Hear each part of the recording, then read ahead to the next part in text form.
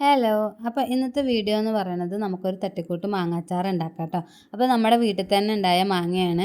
അത് ഞാൻ അതിനെ ഇങ്ങനെ നുറുക്കി വെച്ചിട്ടുണ്ട്. പിന്നെ ഭയങ്കര നൈസായിട്ട് ചെറിയ ചെറിയ കഷ്ണങ്ങളായിട്ടാണ് കേട്ടോ ഞാൻ അരിയുന്നത്.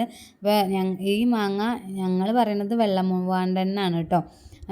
അപ്പോൾ എന്താ പറയുക, അത് പച്ചയ്ക്ക് തിന്നാൻ നല്ല ടേസ്റ്റാണ്. അപ്പോൾ ഞാൻ നന്നായിട്ട് മെല്ലിസായിട്ട് അരിഞ്ഞിട്ടുണ്ട്. പിന്നെ നമുക്ക് ഇഞ്ചിയും വെളുത്തുള്ളിയും പച്ചമുളകൊക്കെ ആവശ്യമുണ്ട്. പിന്നെ ഞാൻ മാങ്ങയിൽ കുറച്ച് ഉപ്പ് ചേർത്ത് വെച്ചിട്ടുണ്ട് കേട്ടോ.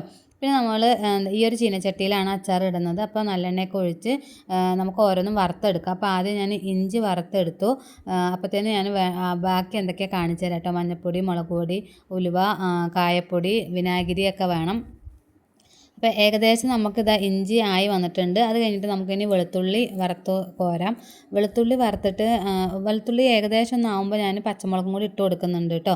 നമുക്ക് നിറയെ കറിവേപ്പിൻ്റെ ഇലയൊക്കെ വേണം. ഈ സമയത്ത് എൻ്റെ അടുത്ത് കറിവേപ്പിൻ്റെ ഇല ഉണ്ടായിരുന്നില്ല. അത് കഴിഞ്ഞിട്ടാണ് കേട്ടോ ഞാൻ ഇട്ട് കൊടുത്തിട്ടുണ്ടായിരുന്നത്.